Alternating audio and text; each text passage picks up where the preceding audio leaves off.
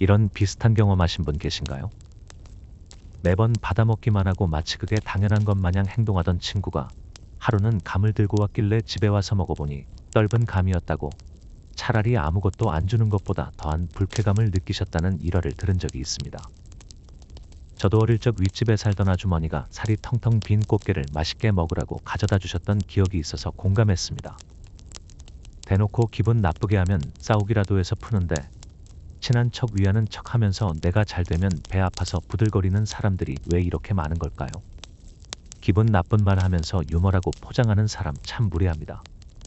누군가는 말합니다. 사람에게 잘하지 말고 오히려 함부로 대해야 상대가 나를 조심한다고요. 참 씁쓸합니다. 오랜 시간 친하게 지냈는데 언제부턴가 본인이 우월하고 제가 가진 환경을 무시하는 발언을 여러 번 해서 참 어이가 없고 속상했습니다. 친구 여러 명이 만난 자리에서 내가 하는 말에 꼬투리 물고 은근히 기분 나쁘게 말하는 친구가 있는데 제대로 방어를 못해서 집에 오니 그 사람도 싫지만 당하고 온 제 자신도 미워져서 참 찝찝했던 날이었네요.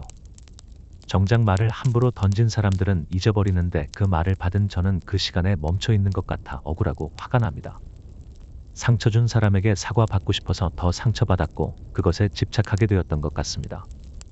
남이면 손절이라도 하지 가족이면 끊어내지도 못하고 참 비참합니다. 저희 시어머니는 아이가 손을 빨 때 엄마 사랑이 부족해서 그렇다고 할미가 사랑 많이 줄게라고 말하곤 합니다. 지금부터 상대가 날 우습게 보고 있구나를 확인할 수 있는 명확한 신호 3가지와 정신과 전문의가 말하는 나를 공격하는 인간들로부터 스스로를 지키는 구체적 실천 방법을 말씀드리려 합니다. 당신을 우습게 본다는 첫 번째 신호. 약속을 잡을 때 매번 자기 집 근처로 오라고 하는 사람입니다. 상대방이 약속 장소를 자신의 편의에 맞추려는 것은 결국 당신의 시간과 불편을 전혀 존중하지 않는 것을 의미합니다. 심지어 어떤 분은 어떻게 매번 그러냐. 싫다. 오늘은 우리 집 근처에서 보자 했더니 그럼 만나지 말고 다음에 보자 했답니다. 이런 사람들의 특징은 당신을 시간을 내서 만나는 것이 아니라 시간이 날 때만 만난다는 것입니다. 자기 자신은 중요한데 반해 당신의 가치는 존중할 필요가 없다는 것을 의미합니다. 당신을 우습게 본다는 두 번째 신호. 약속 시간을 지키지 않아 당신을 기다리게 하는 경우가 계속될 때입니다. 원래 시간 약속 잘 못 지키는 사람이니까 친구 사이에 네가 좀 봐줘라 라는 말은 속임수일 가능성이 큽니다. 나는 원래 그렇고 이게 편하니까 네 시간 정도는 그냥 좀 낭비해도 되라는 의미이니 늦어지는 시간이 잦아진다면 당신의 시간과 가치를 상대가 함부로 대하게 두지 마세요. 당신을 우습게 본다는 세 번째 신호. 모호하게 들릴 수 있으나 아주 정확합니다. 당신의 느낌을 믿으세요. 만나고 나서 집에 돌아왔을 때 기분이 찜찜하다면 아주 교묘하게 칭찬인 듯 당신을 깎아내리는 말을 했거나 당신이 베푼 배려와 선행을 당연시 여겼거나 당신이 중요한 말을 할 때 건성으로 듣고 전에 했던 말을 기억하지 못해 당신의 심기를 건드리는 행동을 했음이 분명합니다. 몇몇 떠오르는 얼굴이 있으실 겁니다. 이런 사람들을 걸러내고 나니 어느 순간부터 삶이 편안해지고 잘 풀렸다고 말씀하시는 분들도 많았습니다. 그들을 알아보고 멀리하고 계신다면 아주 현명하십니다. 그런데 상황상 그 대상이 가족이거나 직장 상사, 동료일 경우는 물리적으로 멀리하기가 어렵죠. 다행히도 이런 분들을 위해 정신과 전문의가 알려주는 대처 방안이 있습니다. 우선 상대방이 어떤 사람인지를 어느 정도 분석을 해놔야 합니다. 저 사람은 공격을 비난으로 하는 사람, 저 사람은 말을 왜곡해서 헛소문을 퍼뜨리는 사람, 저 사람은 본인이 화났을 때 직접 감정 표현하긴 싫고 상대를 도발하는 식으로 약 올려서 상대가 폭발하는 걸 즐기는 사람, 이런 식으로 파악을 해놔야 합니다. 객관적으로 상대를 보고 또한 저런 사람들 사이에 나는 어떤 사람일지도 봐야 합니다. 나는 비교에 약한 사람이야, 나는 비난에 약한 사람이야, 근데 나는 좀 뻔뻔한 면도 있는 사람이야 같이 상대와 나를 객관적으로 파악하고 나면 사람을 분류할 수 있어집니다. 그리고 그 분류에 해당하는 사람에 대한 대책을 가지고 있어야 합니다.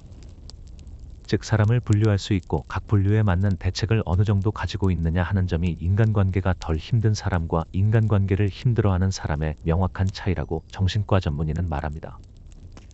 이는 인간관계에서 에너지 소모를 줄이는 확실한 방법입니다. 이게 없으면 그냥 잘해주길 바라게 되고 그냥 사랑받길 바라게 되어서 관계에서 오는 고통이 더 커집니다. 사람에 대한 분류와 대책 마련이 고통스런 인간관계에서 나를 보호할 수 있는 구체적인 방안임을 기억해 주세요. 똑똑한 사람은 나이가 들어갈수록 친구가 없다는 말 요즘 많이 들어보셨을 겁니다. 동의는 하지만 저처럼 마음 맞는 친구를 향한 그리움도 있지 않으신가요? 나 이제 인간에 대한 기대도 별로 없고 많은 거 안 바란다. 적당히 마음 맞춰.